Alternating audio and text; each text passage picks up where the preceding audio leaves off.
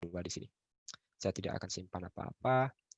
Script yang kedua ini training samples from reference map. Ini skenario training data yang kedua. Jadi, yang pertama kalau di slides, yaitu di mana kita tidak punya data lapangan, kita tidak punya hasil interpretasi visual, gitu, tapi kita punya peta referensi existing.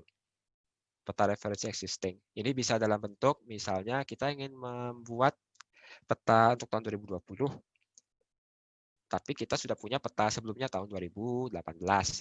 Maka kita bisa dari peta 2018 itu menjadi sumber training data kita, kelasnya.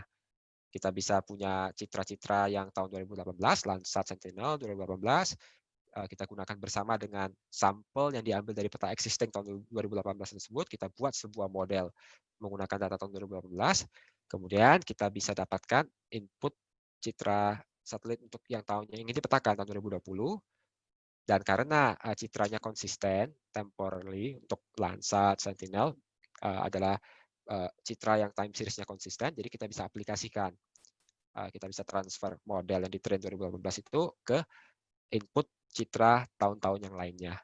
Dan itu merupakan salah satu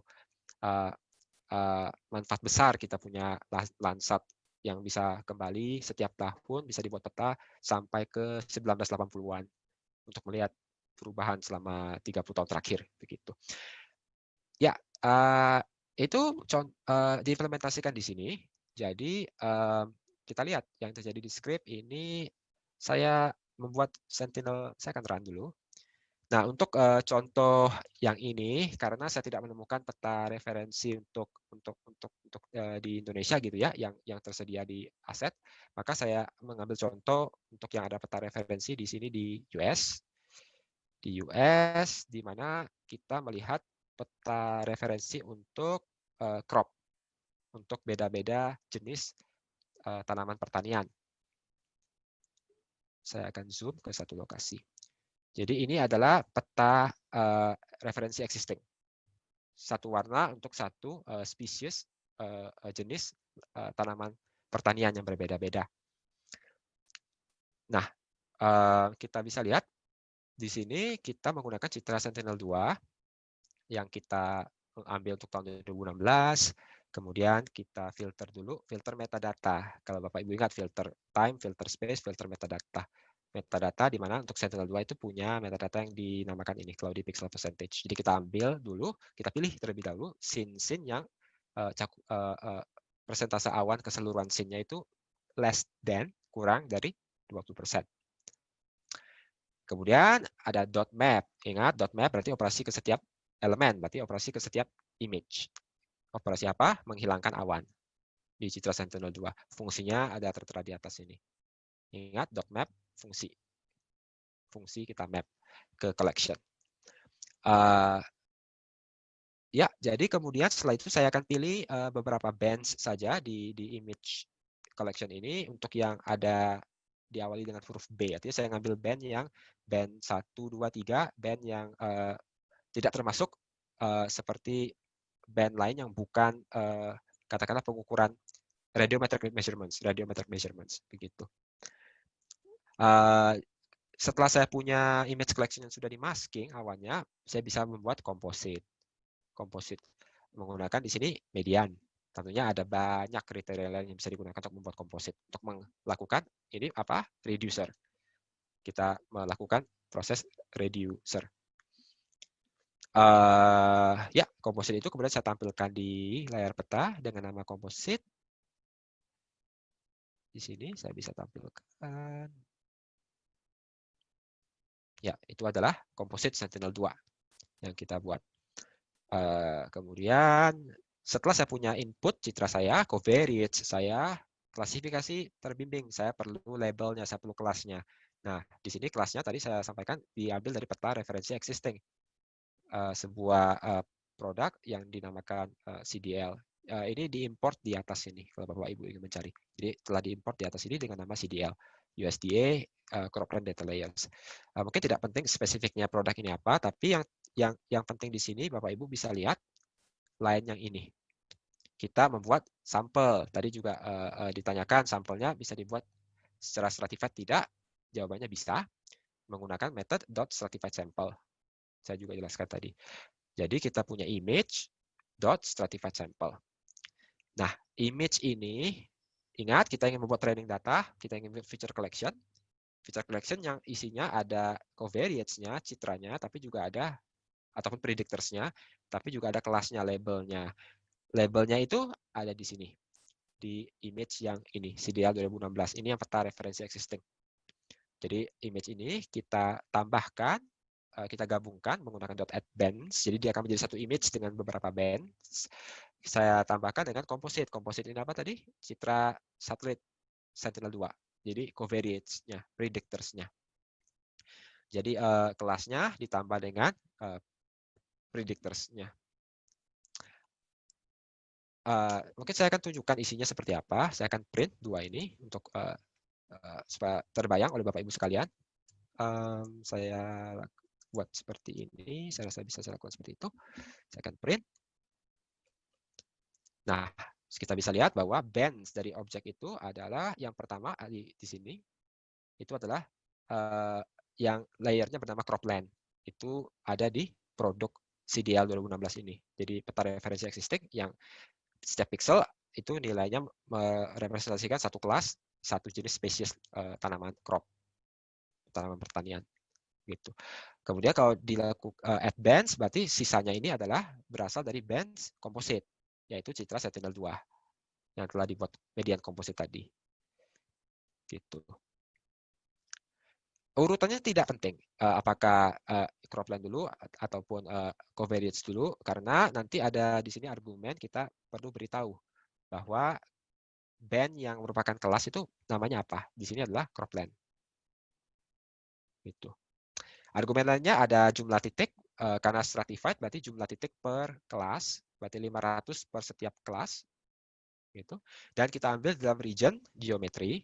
Geometry ini yang ada di sini. Jadi kita cuma membuat sampling itu berada di dalam poligon ini. Karena mungkin kita tertarik juga untuk membuat peta hasil klasifikasi di daerah sini. Begitu. Dengan skala, nah ini penting bahwa kita bisa saya sarankan selalu perlu men-set skala. Apakah pada saat melakukan sampling seperti ini ataupun pada saat ekspor citra, kita sangat penting untuk bisa menentukan skala sesuai dengan resolusi citra asalnya.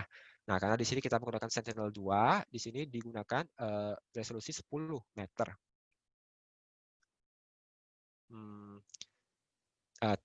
Mungkin kita tidak perlu bahas lebih jauh di sini, tapi Bapak Ibu perlu juga familiar bahwa untuk Sentinel-2 dia punya beberapa bands yang 10 meter, itu bands yang di visible gitu ya, blue, green, red. Dan ada satu di infrared juga, tapi band-band lainnya seperti shortwave infrared itu 20 meter. Jadi perlu juga mempertimbangkan resolusi apa yang digunakan pada saat ekstraksi nilai pixel. Seed ini untuk randomization gitu ya, karena kita membuat random sampling. Jadi kalau seed-nya ditentukan, dia akan menghasilkan sampel yang sama. Kalau tidak ditentukan, setiap kita membuat random sampling hasilnya bisa beda-beda karena seed-nya tidak ditentukan sama, tidak di-fix gitu. Di sini saya ingin menunjukkan cara sekedar tips saja bagaimana bisa mudah untuk melihat semua argumen begitu ya. Jadi misalkan saya buat yang sama seperti itu, advanced composite. Saya gunakan metode stratified sample. Gitu. Nah, jika saya ingin melihat argumen-argumen yang diperlukan oleh metode ini, saya bisa tekan control space, control spasi seperti ini. Dia akan menampilkan argumen-argumen yang perlu saya coba pertimbangkan untuk diisi. Nah, kemudian satu hal yang biasa saya lakukan secara pribadi, saya tekan control spasi lagi. Oops. Sehingga dia akan mengisi secara otomatis semua argumen yang perlu dipertimbangkan untuk diisi. Nah, satu hal yang penting adalah jika kita ingin mengisi argumen ini menggunakan nama argumen tersebut, kita perlu mengisinya sebagai dictionary, sehingga perlu ditutup oleh kurung siku. Mungkin saya pindahkan ke bawah untuk bisa lebih mudah dibaca. Jadi di sini saya buka dengan kurung kurawal ya, curly bracket gitu, dan saya tutup dengan curly bracket juga di sana. Kemudian ya saya bisa lakukan seperti ini, format seperti ini supaya lebih mudah dibaca. Jadi saya pindahkan setiap argumen ke bawah seperti itu. Ini semua argumen, tidak semua mungkin perlu diisi. Jadi kita perlu baca mana yang optional, yang mana nilai default bisa kita gunakan. Gitu. Nah, kemudian baru bisa ini dictionary, ini key value pairs di dictionary, maka ini key-nya 6 points. Kemudian saya berikan value-nya. Value-nya untuk 6 points misalkan berapa tadi? Katakanlah 100 titik per kelas. Nama kelas band-nya tadi cropland, kalau Ibu ingat. Region-nya apa, skill-nya apa, dan seterusnya. Dan nanti Bapak Ibu bisa baca mungkin secara lebih detail, ada beberapa argumen yang mungkin tidak perlu kita tentukan. Jadi misalkan projection tidak perlu saya definisikan, ini value-nya apa, dan sebagainya. Nanti ini bisa Bapak Ibu baca lebih jauh lagi argumen-argumennya di dokumentasi. Tapi itu salah satu cara untuk cepatnya menampilkan semua argumen, kemudian dilihat mana yang perlu dinyatakan nilainya, dan mana yang bisa kita tidak perlu nyatakan, kita tidak cantumkan di sini. Gitu. Dan ingat harus dictionary, dibuka dengan kurung kurawal. Ya, itu satu mungkin sedikit tips gitu ya untuk lebih mudahnya sesuai preferensi kalau pengalaman saya. Jadi tadi kita sudah membuat training data. Kita membuat training data, kita mensampel ke peta referensi existing. Begitu. Mungkin tidak perlu saya print, Bapak Ibu sudah bisa bayangkan isinya ini apa. Isinya adalah sebuah feature collection, sebuah tabel yang ada covariates-nya, properti yang covariates, dan juga ada kelasnya, labelnya.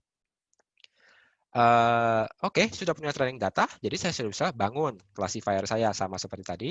Saya inisialisasi random forest classifier, saya cuma nyatakan argumen untuk yang pertama tadi, number of trees. Begitu. Kemudian setelah saya inisialisasi classifier saya bisa train. Nah, ini Bapak Ibu bisa lihat dictionary gitu ya. Jadi kita juga mengisi argumen untuk method.train ini sebagai dictionary yang isinya ada key value pair gitu. Yang pertama ada features. Bapak Ibu bisa baca nanti bahwa features ini ya adalah feature collection training data sampel dibuat tadi di sini. Ya, training data dibuat dari peta referensi existing. Jadi kita gunakan training data itu, feature collection itu, kemudian saya perlu beritahu bahwa mana nama properti di feature collection itu kolom mana yang isinya adalah kelas, yaitu cropland. Sesama dengan nama band di image asal, image yang adalah peta referensi existing. Kemudian di sini input properties berarti covariates. Covariates-nya apa saja? Ada di composite. Ingat bahwa composite ini isinya adalah Sentinel-2 yang diproses di atas sini. Composite Sentinel-2.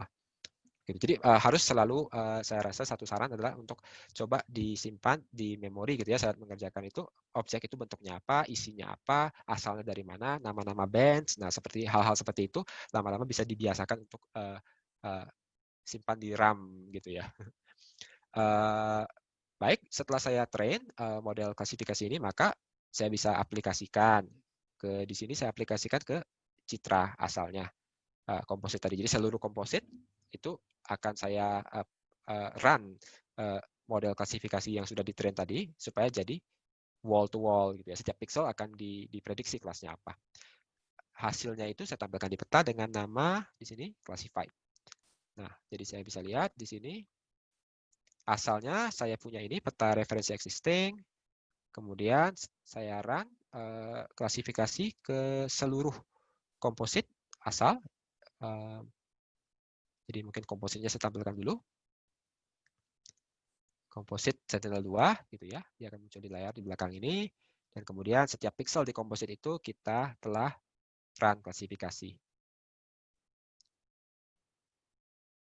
Dan ini memberikan kita satu cara untuk sudah bisa melihat akurasi secara visual gitu ya. Secara visual apakah sudah indikasinya cukup baik gitu, tapi tidak cukup visual. Nah, ini yang terakhir assess untuk menghitung matriks, sukses matriks kita itu perlu kita lakukan. Begitu. Itu kita lakukan, coba saya lihat apakah di sini atau tidak. Jadi di sini kita kembali lagi kita build, kita train, kita classify, tapi kita belum assess kita belum ada melihat hasil akurasi, menghitung uji akurasinya berapa. Itu yang ditunjukkan di script yang ketiga, yaitu script untuk melakukan accuracy assessment dan parameter tuning. Ya, mungkin saya akan